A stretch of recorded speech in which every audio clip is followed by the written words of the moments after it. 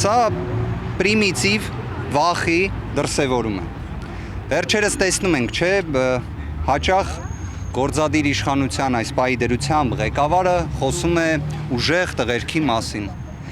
Բա ուժեղ տղերքը արդյոք քաղաքական հայտ ներկայացնելուց մի քանի օր առաջ հատուկ հրատապ կերպով ընտրական օրենսգրքի փոփոխություն են անում զուտ Սամվել Կարապետյան բառը, անունը, ազգանունը չօգտագործելու համար։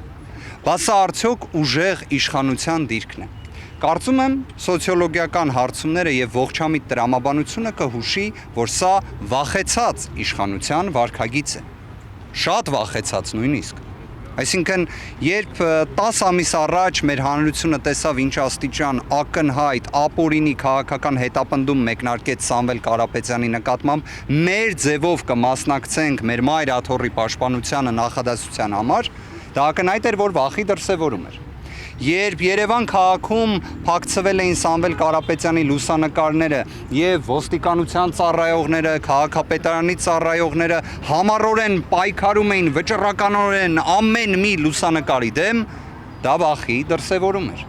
Երբ այսօր արդեն խոսում են նրա մասին, որ Սամվել Կարապետյան անձնանունը չի կարող օգտագործվել որպես դաշինքի անվանման մեջ, սա ամենամեծ վախի դրսևորումն է։ Ավելին, իրավական առումով 2026 թվականի մարտի 31-ին այլևս հրապարակային փաստ էր, որ ուժեղ Հայաստան դաշինքը մասնակցում է անվանմամբ կոնկրետ ուժեղ Հայաստան Սամվել Կարապետյանի հետ անվանումը արձանագրելով։ Դա այլևս հրապարակային փաստ էր, իրավական նշանակություն ունեցող փաստ էր։ Այսինքն այն աստիճան ապօրինություն է տեղի ունենում, որի նախադեպը չի եղել, որովհետև պայքարել անվանման դեմ, սա իսկապես նորարություն է։